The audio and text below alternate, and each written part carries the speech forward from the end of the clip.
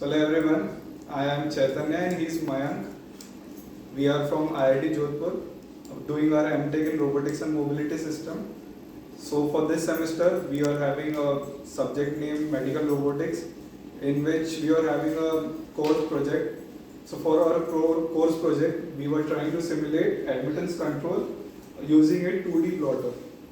So in our project we tried to simulate the admittance control. We made a setup in which we are having two axes, that is one x-axis and one y-axis, and we are trying to apply or use admittance control for this project or on this setup. For now we have done we are controlling the whole setup using the joystick, and the motor that we have used over here are NEMA 23 motors for both x and y axis. They are connected or made or connected with using a rack and pinion setup, which is wholly 3D printed. For the driver or the motor control, we have used DM542 motor driver control for controlling both the stepper motor. The pulse which we are giving to as an input to the driver are going through the Arduino Mega, and the whole project is being, or the whole controlling of the each axis is through this joystick.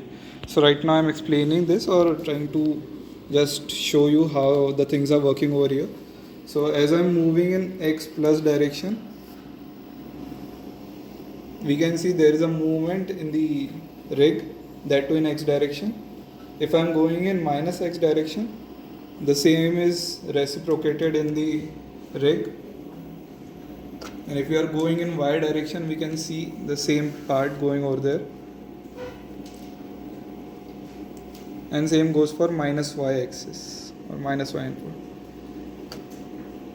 So for now we have given a given amount of pulse or pulse width is same for each axis, and the rated voltage what we are giving to the stepper motor is 24 volts, which is going through this DC power supply.